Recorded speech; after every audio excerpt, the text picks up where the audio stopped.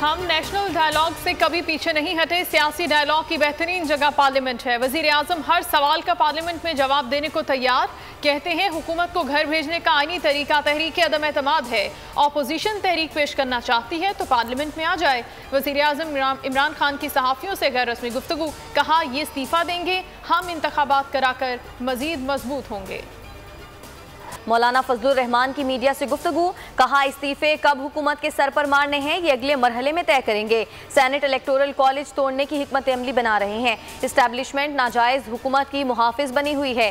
बिलावल भुट्टो ने कहा कि पीडीएम की तमाम जमातें एक पेज और एक स्टेज पर हैं। हुकूमत को घर भेजने के लिए हर हथियार इस्तेमाल करने को तैयार हैं। मरियम नवाज कहती हैं पार्टी कायदीन को तमाम इस्तीफे पेश करने का फैसला मुत्तफिका है। पीडीएम की स्टीयरिंग कमेटी ने फैसला सुना दिया। हुकूमत के खिलाफ पहिया जाम और शटर डाउन हड़तालों का शेड्यूल तय हो चुका। ऐलान लाहौर के जलसे में किया जाएगा। मियां इफ्तिखार हुसैन कहते हैं डॉक्टर्स, ताजिर, वुकला और किसानों से राब्ते करेंगे। तमाम मकातबे फिक्र के लोगों को तहरीक का हिस्सा बनाया जाएगा।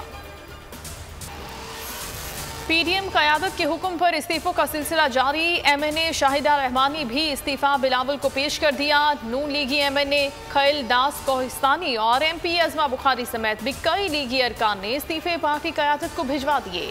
जेयूआई के एमपीए मलिक जफर आजम ने भी इस्तीफा पार्टी क़यादत को पेश कर दिया।